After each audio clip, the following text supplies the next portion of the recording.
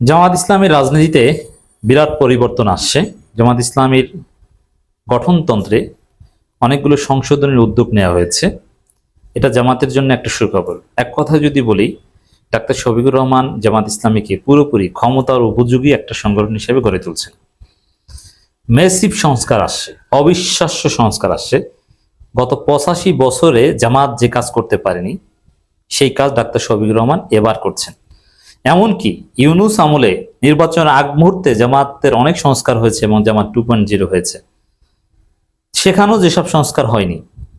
আমি মনে করি যে নির্বাচনের আগে জামাত নিজেদেরকে অনেক সংস্কার করে বিরোধী দল হিসেবে নিজেদেরকে গড়ে তুলেছে, বিরোধী দল হওয়ার উপযোগী করে গড়ে তুলেছে। বাট পুরোপুরি ক্ষমতার উপযোগী 12 ফেব্রুয়ারির আগে জামাত হয়নি। আমরা চেষ্টা করেছি জামাতকে ক্ষমতায় আনতে, হাইপ তৈরি করেছি, জনগণে বিশ্বাস করিয়েছি, জামাতের অনেক উপকার হয়েছে। বাট আসলে 12 ফেব্রুয়ারি আগে জামাত বিরোধী দলের জন্যই উপযোগী হয়েছিল, ক্ষমতায় আসার যোগ্য হয়নি। কিন্তু এবার ডাক্তার শফিকুর রহমান বিরোধী দলে এসে ক্রমধারা অবলম্বন করে ধাপে ধাপে এগোচ্ছেন। জামাত ইসলামীকে ক্ষমতার উপযোগী করে গড়ে তোলার সিদ্ধান্ত নিয়েছেন। এক কথা যদি বলি, এই যে জামাতের গঠনতন্ত্রের সংস্কার, এগুলো কি জন্য? ক্ষমতা যাওয়ার জন্য, ক্ষমতা যেতে হবে। আর রাজনীতি করেন কি জন্য? ক্ষমতা যাওয়ার জন্য। আপনি রাজনীতি করেন, বলেন যে আমি ক্ষমতার জন্য রাজনীতি করেন, আপনি কিছুই করেন না। তো এবার জামাত ঠিক আছে। দর্শক, জামাতকে নিয়ে যারা ক্ষমতার স্বপ্ন দেখেন তাদের জন্য এটা একটা সুখবর। দর্শক, জামাত ইসলামী এখন পর্যন্ত এটা অনুমোদন করেছে, তাদের মজলিস শুরা সর্বশেষ অধিবেশনে মোটামুটি ফাইনাল হয়েছে যে 14টা গুরুত্বপূর্ণ সংশোধনী আনতে যাচ্ছে তাদের গঠনতন্ত্রে। এখন কি সংশোধনী আনতে যাচ্ছে এটা এখন পর্যন্ত মিডিয়ায় ক্লিয়ার আসেনি। জামাত যেটা বলছে যে সংশোধনী আসলে এটা তো গোপন না, এটা ওপেনই হবে এবং আপনারা সবাই দেখবেন, বরং সংশোধিত গঠনতন্ত্রই তো আমরা পাবলিশ করবো জাতির উদ্দেশ্যে এবং নেতাকর্মীদের জন্য। ক্লিয়ার বলছে না, তবে আমরা যেটা জানতে পেরেছি কি কি সবচেয়ে গুরুত্বপূর্ণ সংশোধনী এবং সংস্কার, যার মধ্য দিয়ে একদম পুরোপুরি জামাত ক্ষমতা কেন্দ্রিক একটা দল হয়ে উঠছে। গঠনতন্ত্র যেটা জামাতের দেখবেন, ওইটা বেসিক্যালি হবে জামাতকে ক্ষমতা নেওয়ার জন্য পলিটিক্যাল জামাতের গঠনতন্ত্র। এর বাইরে একামতি দিনের যে জামাত, সেটা অ্যাজ ইউজুয়াল সবসময়, সেটা মওদুদি জমানায়ও যা এখনো তা একই। তার হয়তোবা ফর্মাল ডকুমেন্টেশন কম থাকবে, বাট ওইটা আছে, ওইটা থাকবে। কিন্তু আমি যে আলোচনা করছি এটা হচ্ছে পলিটিক্যাল জামাত, ক্ষমতায় যাওয়ার জন্য যে জামাত, সেই জামাত। জামাত ইসলামীর একটা উপদেষ্টা পরিষদ থাকবে, যেটা যুগ যুগ ধরে অনেকেই দাবি করছে, আমরাই দাবি করছি। এই উপদেষ্টা পরিষদ জামাতের যে ঘাটতি এটা পূরণ করবে।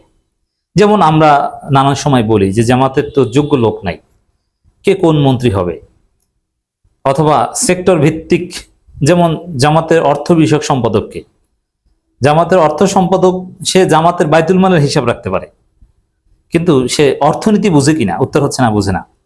সে domestic economics, international economics, development economics, micro economics, macro economics, এগুলো বিশ্লেষণ করে একটা দৃষ্টিভঙ্গি দিতে পারে কিনা? উত্তর হচ্ছে না। এবং জামাত নেতাদের মধ্যে সবচেয়ে দুর্বলকে যে বাইতুল মাল সম্পাদক, বাইতুল মাল সম্পাদক কে জামাতের কেউ জানি না। বলতে পারেন জামাতের বাইতুল মাল সম্পাদক বলতে কিছু আছে কিনা, বা বিভাগীয় সম্পাদক এরকম কিছু আছে কিনা? নাই। ওটা ওই অ্যাসিস্ট্যান্ট সেক্রেটারিদের মধ্যে দায়িত্বের ভাগ করে দেয়া। বাইতুল মাল বিভাগ আছে। এরকম অনেক ঘাটতি আছে। জামাতের পররাষ্ট্র বিষয়ক সম্পাদককে, যিনি পররাষ্ট্রনীতি বোঝেন, নাই। এখন যিনি দায়িত্বে আছেন তিনি আদৌ এই বিষয়ে কতটা যোগ্যতা রাখেন? তিনি মন্ত্রী সমালোচনা করার যোগ্যতা রাখেন কিনা, প্যারালাল কিনা? উত্তর হচ্ছে না, যথেষ্ট দুর্বলতা আছে।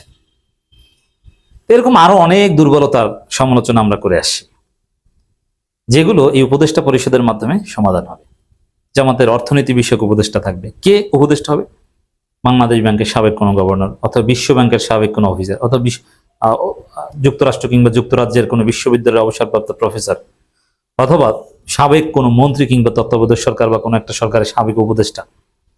তিনি হবেন জামাতের অর্থ বিষয়ক উপদেষ্টা, আমিরে জামাতের অর্থনীতি বিষয়ক উপদেষ্টা। ওরকম পররাষ্ট্র বিষয়ক উপদেষ্টাকে সাবেক কোনো পররাষ্ট্র সচিব হতে পারে, সাবেক কোনো রাষ্ট্রদূত হতে পারে। আবার এরকম বিভিন্ন সেক্টর ভিত্তিক বিজ্ঞান বিষয়ক সম্পাদক, ইউরোপ আমেরিকার কোন প্রথম সারির বিশ্ববিদ্যালয়ের বড় কোনো গবেষক বিজ্ঞানী, তিনি বিজ্ঞান বিষয়ক সম্পাদক হবেন। এরকম দক্ষ অভিজ্ঞ একটা উপদেষ্টা মণ্ডলী গঠন করা হবে, যেটা জামাতকে অনেক উচ্চতায় নিয়ে যাবে, জামাতের সমস্ত দুর্বলতা অযোগ্যতা ওভারকাম হবে। তবে ঝুঁকি থাকে, কিছু ঝুঁকি বিশৃঙ্খলা, এটা বড় দল, ক্ষমতা কেন্দ্রিক দল হতে হলে এই ঝুঁকিগুলো মাথায় নিয়ে চলতে হবে, এটা অনিবার্য হিসেবে ধরে নিতে হবে। যেমন জামাত যাদেরকে উপদেষ্টা বানাবে তারা কারা? তারা রোকন না, কেউ কেউ রোকন হতে পারেন, যেমন প্রফেসর মাহমুদুল হাসান চৌধুরী, প্রফেসর আব্দুর রব, এরকম কেউ কেউ হয়তো বা উপদেষ্টা পরিষদে যাবেন যারা জামাতের রোকন। কিন্তু নন রোকন অনেকে, এমনকি অমুসলিম অনেকেও উপদেষ্টা পরিষদে আসতে পারে।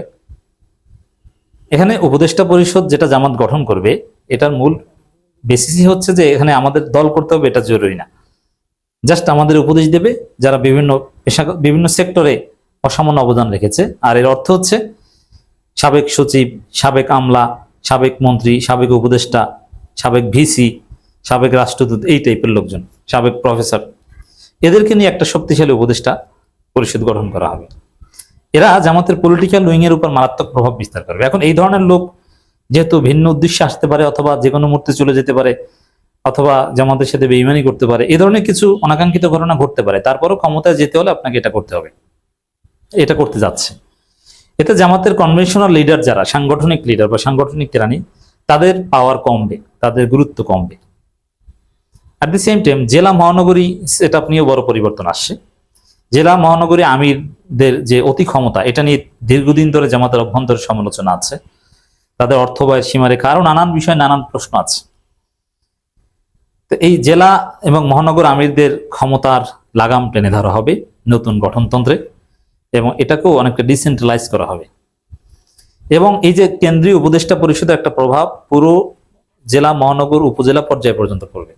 সেখানেও দেখবেন যে এই পেশাগতভাবে যারা অভিজ্ঞ, এখানে সাবেক শিবিরদের কপাল খুলে যাবে। সাবেক শিবির যারা জামাত না কিন্তু পেশাগত বিভিন্ন জায়গায় ভালো করেছেন, তাদেরকে মূল্যায়ন করতে সেন্ট্রালি এবং লোকাল পর্যায়ে মূল্যায়ন করতে বাধ্য হবে। জাস্ট এতদিন ছিল, এমনকি যুব বিভাগ বা যুব জামাত, এগুলোর পিছনে যে বাধাগুলো ছিল, যে জেলা আমিররা, মহানগর আমিররা, তারা যা বলেন এটা স্বাধীনভাবে কিছু করা যায় না, আর তারা আবার অত কিছু বুঝেন না, দুর্বল, রাজনীতিকে হয়ে উঠতে পারেনি তারা। এক একজন 30 বছর যাবত দায়িত্ব পালন করেন, তার চিন্তা চেতনা ওই ক্ষমতা কেন্দ্রিক হয়ে ওঠেনি।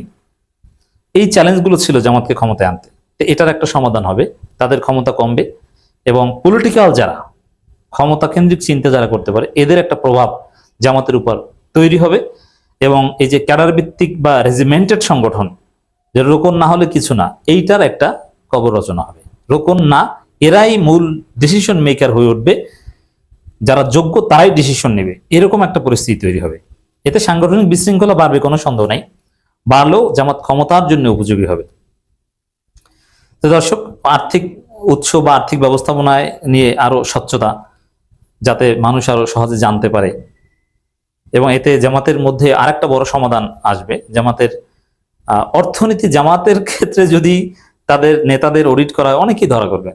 বাইতুল মালের টাকার হিসাব টিকাস কিভাবে কি করেছেন, কি অনেক কিছু নিয়ে এটা জোরালো প্রশ্ন আছে। তো এগুলোর ক্ষেত্রে আরো স্বচ্ছতা আসবে। ওভারঅল ক্ষমতার উপযোগী একটা জামাত ডাক্তার শফিকুর রহমান করতে যাচ্ছে, যেটা কমপ্লিটলি জামাত 2.0। 85 বছরে যে সংস্কার হয়নি এটা। তবে এতে ইসলামী মূল্যবোধ কমবে, সাংগঠনিক বিশৃঙ্খলা বাড়বে, এতে কোনো সন্দেহ নেই, কিন্তু তারপরও ক্ষমতা যাবে।